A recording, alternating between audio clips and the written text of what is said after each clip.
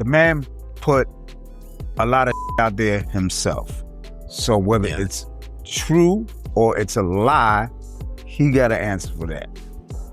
And whatever his explanation is, we're going to see. But he said this. What if the man who built his empire on Shakur's tragedy was the very one who caused it?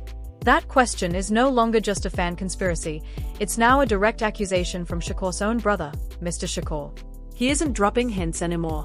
He's making a bold claim, backed by a lawyer and a case file, that Sean Diddy Combs played a part in the shooting that ended Tupac Shakur's life and nearly took Suge Knight's too. And this time, it's not some rumor spreading through hip-hop forums. It's a full-blown family-led legal battle happening in real time. Mad still that my brother. First of all, that's the... MOP has officially brought on powerhouse attorney Alex Spiro, the same legal strategist who tore apart the prosecution in Alec Baldwin's Rust case and now defends New York's embattled mayor. The move sent shockwaves through both the entertainment and legal worlds, signaling something Diddy's team never saw coming. A structured investigation with witnesses, sworn affidavits, and a clear intent to press charges. For nearly 30 years, every whisper linking Diddy to Shakur's tragedy has been brushed off as tabloid noise. But with Spiro now involved, that narrative has shifted. It's being treated like a real, open case. MOP has made it clear, there are questions that demand answers. And after watching Diddy's descent from billionaire mogul to inmate, he believes those answers may be closer than ever. It's so complicated, convoluted, chaotic. It's hard to actually figure out what's what, but it's becoming clearer. The story begins, oddly enough, with a phone call in 2008. Diddy had reached out to MOP through mutual friend and radio host Big Boy, wanting to speak man to man. On that call, Diddy denied any link to Shakur's death, insisting he had no part in what happened that night in Las Vegas back in 1996. MOP listened, but even then, he wasn't convinced. The truth is still out there, he later said, admitting that conversation has haunted him for years. Now, with Kef D awaiting trial for orchestrating the hit, and prosecutors mentioning Diddy's name 47 times in a 180-page filing, MOP says the time for silence is over. Those court documents have become the backbone of this new legal push. Inside them, the name Sean Combs appears repeatedly, 47 separate times in a 2009 police interview where Kef D allegedly detailed a bounty placed on Shakur and Suge Knight's heads. He claimed Diddy offered millions, enraged by Shakur's track Hit 'Em Up, which mocked his label, his artists, and even his personal life. Prosecutors quote Kef saying that Diddy wanted the problem handled, terrified of Suge and furious at being humiliated on record. It's a picture that stands in stark contrast to the polished mogul who once told the world that love was his... I don't know how much money is coming in, but I know that a lot of money is going out every single month for Diddy. Behind the polished shine of Bad Boy Records, Diddy's empire has been quietly crumbling.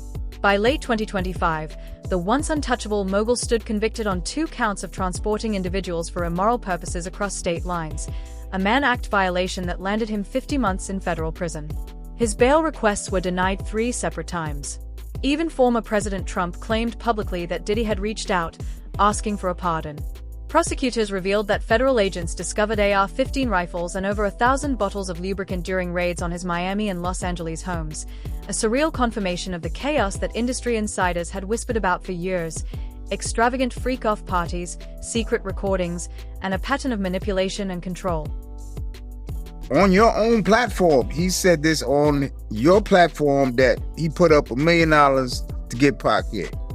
Yeah, correct. He was around Puffy, and Puffy made a comment when they was around, yeah. The timing of Mopreem's statement is no coincidence. Kef D's trial is set for February 2026, and Las Vegas prosecutors have already signaled they may call both Diddy and Suge Knight as potential witnesses. The thought of Diddy being forced to testify under oath about the night Tupac Shakur was shot feels almost unthinkable, yet the trail of evidence leading to that moment has never been thicker. According to the same 180-page filing, Kef described encounters with Diddy in crowded rooms where he allegedly boasted about wanting Suge handled. He even claimed Diddy said it in front of 4 to 5 people. Whether that was reckless bravado or a veiled confession, prosecutors deemed it significant enough to include in the official record. For Mopreem, it was vindication. Finally, something concrete linking Diddy's fear and fury to his brother's tragic end. Does that give you any closure, or what does that do for you to see that? Because I can imagine it could be very conflicting. Yeah, because I don't champion putting young black men in jail. Black men in jail. Right. Jail, period. That ain't, but, And yet, Mop's tone isn't triumphant. When asked if seeing Diddy behind bars brought him any sense of closure, his answer was simple. "No, I don't celebrate putting black men in prison," he told one interviewer. But there are questions that need answers. It's a calm, almost weary perspective from someone who's carried suspicion for nearly 3 decades. Mop isn't seeking revenge, he's seeking proof. And that's exactly what he believes Alex Spiro's investigation will uncover. Documents, witnesses, maybe even recordings that reveal just how far Diddy's influence reached during the turbulent East Coast-West Coast feud of the 1990s. That feud can't be separated from what's happening now. The mid-90s rivalry between Diddy's Bad Boy Records and Suge Knight's Death Row wasn't just about music, it was a cultural battlefield. The Source Awards confrontation, Shakur's Hit 'Em Up, Biggie's countertracks, each insult stacked more tension until words turned into bloodshed. Law enforcement sources have long believed that gang intermediaries blurred the line between business and street retaliation. So when Kef D told detectives that Diddy offered him a bounty to eliminate Shakur and Suge, his story aligned perfectly with what investigators had suspected all along: corporate money fueling street warfare under the banner of hip-hop competition. Diddy has always denied those claims, calling them ridiculous. But now, those same denials are being dissected, not in magazines, but in courtrooms.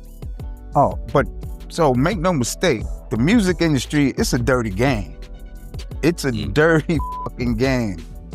Anyway, you know what I mean? It's a dirty game, so much stuff that, you may never hear about, but it's a dirty game. You can see how the pieces are starting to converge. Diddy's own downfall has made it easier for old ghosts to rise again. When federal agents raided his mansions in March 2025, they weren't just searching for trafficking evidence. According to the US Sun, they were also coordinating with the task force investigating Shakur's murder. That revelation sent shockwaves through the hip-hop world. For years, these were separate scandals, one about alleged private misconduct, the other about a decades-old drive-by. But now, they are beginning to look like 2 chapters of the same story: power, fear, and the price of loyalty. Every new court filing chips away at Diddy's credibility. Even before sentencing, former inmates were warning him about what awaited at FCI Fort Dix, the facility where he's requested to serve time under a special rehabilitation program. Legal analysts noted that his request hinted at vulnerability, maybe even fear. It's a word that's echoed throughout old police transcripts: scared. Kef D once described Diddy as real scared of that guy, referring to Suge Knight. And if fear drove his actions back then, it might still be driving them now. Was the incentive just revenge, or was the incentive for that supposed money that Puffy supposedly put up? And that brings us to the most unsettling question in Mop's case. If Diddy was allegedly willing to pay millions to have Shakur and Suge eliminated, what else was he capable of? And who else might have been involved? Because that bounty wasn't just about revenge, it was about control. The East-West feud was never just about music. It was about territory, power, and the billions flowing through hip-hop's rise into the mainstream. Those who controlled it controlled the culture itself. Now, new whispers are resurfacing about a man buried deep in those old Los Angeles street files: Eric "Zip" Martin. According to Kef D's testimony, Zip was the middleman, the one who provided the weapon and accepted the alleged $1 million bounty. But insiders claim the money never reached the shooters. Zip kept it. He was later found with unexplained cash and ties to both Bad Boy Records and organized street figures. What happened to that money, and whether any of it can still be traced, could blow the entire case wide open. Because if investigators follow the trail of those dollars, they might uncover more than just missing cash. They might uncover the truth, the one that's been buried since 1996, waiting for its moment to finally come to light. Yeah, he was scared. Yes, I agree. I do agree that he was probably terrified for his life. So if that is the case, it's also quite feasible that he put up money to get Pac. You know what I mean? Diddy didn't just want Shakur gone. He needed him gone. Because Shakur wasn't just a rival. He was the one person who could expose the truth about how Diddy built his empire. Back in 1996, when Shakur dropped Hit Up, it wasn't only an insult. It was a financial and reputational bomb. The track called Diddy out by name, mocked his artists, and hinted at secrets that insiders say were never meant to reach the public. For Diddy, that song wasn't just a disca. It was a liability that could unravel everything he had worked for. According to the latest filings, that's when the alleged $1 million bounty entered the picture. Not just vengeance, but business, not personal hate, but self-preservation. Investigators point to that number, $1 million, as more than street talk. It matched the kind of money that could change a gang war into a corporate maneuver. If Shakur was silenced, Diddy's dominance over the East Coast market was guaranteed. With Death Row under siege and Biggie still alive, the removal of Shakur cleared the path for Bad Boy to expand. It's the kind of motive prosecutors love. Financial, strategic, cold. And when Keffi D told detectives that Diddy said, "I'll give anything for that man's head," the statement didn't sound impulsive. It sounded calculated. That's where Eric Zip Martin comes in, the alleged fixer in the middle. Kev D's testimony paints him as the connector, the man who delivered the weapon and handled the cash.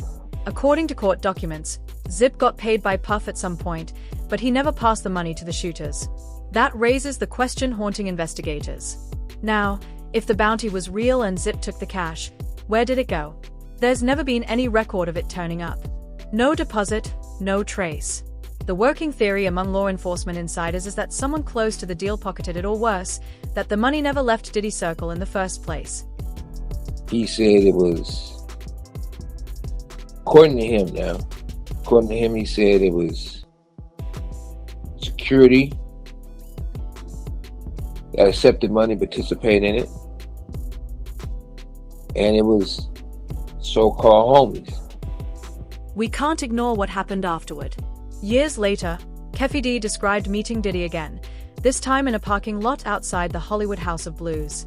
Diddy, he said, was visibly nervous. He never took his eyes off us. That image doesn't fit the narrative of a man who had paid for protection. It fits someone haunted by unfinished business. If Diddy truly funded the plot, then meeting the same people who executed it could have been a nightmare scenario, especially if that $1 million bounty had gone missing. Fear, guilt, or just paranoia. Whatever it was, Diddy looked shaken. And once Pac passed and Biggie was gone, the lane was wide open. You know what I mean? And he excelled even more. So, but there was some situations along the way. Zip's role has become one of the most explosive threads in this investigation. He had deep ties across both coasts, a reputation for being untouchable, and access to the kind of cash that could move quietly between record labels and street crews. After his passing, several associates claimed that Zip kept a hidden stash of money linked to an LA job. No one has ever proven it. But if that stash was the alleged bounty, it would explain why so many witnesses went silent and why no one was ever charged beyond Kevy D. Money has a way of burying truth deeper than fear ever could. Meanwhile, Diddy's legal walls keep closing in. The 50-month sentence for transporting individuals for immoral purposes was supposed to be the conclusion of his troubles, but it's quickly turning into the prologue. The conviction alone has cracked his image as hip-hop's untouchable mogul. Federal agents have already tied threads from his trafficking case to his earlier dealings with known gang affiliates, including some named in the Shakur files. And when prosecutors in Nevada said Diddy is not unavailable as a potential witness for Kevin's trial, the meaning was clear. They can still call him to the stand. That would force him to testify under oath about the events surrounding Shakur's shooting. One misstep, one contradiction, and the case could open into something much bigger. Are you surprised to know that this is where Diddy's life has ended up at the moment? Am I surprised at that? Mm-hmm. Are you surprised that he's currently sitting in a prison? No. We can see why that possibility terrifies his remaining legal team. Diddy's attorneys have been fracturing under pressure. Anthony Rico's abrupt exit earlier this year signaled internal chaos. And rumors from within the defense suggest they are divided on how to handle any new subpoenas that might connect their client to historical violent crimes. Every lawyer who leaves exposes another weak point. Every document unsealed feeds a narrative that the empire isn't just under siege, it's collapsing from the inside. And with this arrest of Keffi D, brought more questions. You know what I mean? And and there was some answers with that. So it has to be looked at. Inside the industry, Reactions have been split. Some executives whisper that Diddy's downfall has been inevitable, that his power was built on intimidation and payoffs.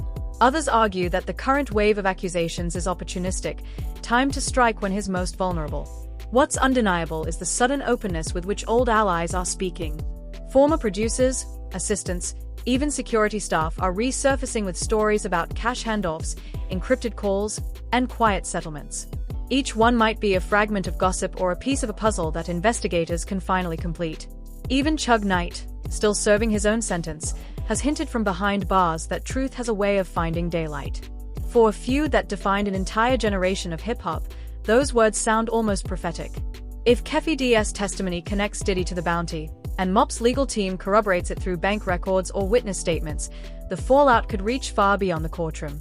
It could rewrite music history, forcing fans to confront the idea that one of hip-hop's biggest mogul rose on the ashes of the artist he once claimed to admire. And yet, the strangest part is how quiet Diddy has become. His team has issued no new statements, no denials, no sound bites. Silence in the face of this storm feels louder than any defense. We can imagine him sitting in his cell at Fort Dix, waiting to see if the next headline bears his name again. This time not for scandal, but for something irreversible. He's already lost his freedom. His fortune is dwindling under lawsuits and his reputation has imploded. What's left to lose but the story itself? Yeah, I'm waiting, along with a lot of other of Pac's loved ones and fans and supporters. This is like the first, one of the first bits of the answer to what happened to Pac. As investigators dig deeper into the financial records tied to Zip Martin and Keffi D, one question looms. Was the bounty ever paid, or was it simply promised to ensure loyalty? If the money still exists somewhere, buried in accounts or laundered through shell companies, finding it could prove everything Mop has been claiming. And if that trail leads back to Diddy, it won't just reopen Shakur's case. It could end the myth of the bad boy empire forever. Diddy built his world on control. Control over artists, over image, over truth. But now, the people who once protected those secrets are talking. Lawyers, witnesses, even former insiders are peeling back layers that were never supposed to be seen. Every revelation brings us closer to understanding what really happened in Las Vegas that night and why so many people have tried to keep it buried. So, we're left to wonder, is this the final act of hip-hop's longest-running mystery, or just the beginning of a reckoning that will shake the industry to its core? One thing's certain, those walls around Diddy's empire are closing in. And when they fall, everyone connected to that story will feel the impact. Tell us what you think. Was Shakur's downfall just a few gone too far, or was it part of something much bigger? Until next time, keep watching, keep questioning, and never stop looking beneath the surface. Cause him and Diddy was giving that deal, we gotta keep these East Coast rappers down. Cause down South rappers, Cash Money, No Limit, Ludacris and them, they was taking little money and bringing back more money and making more money for them.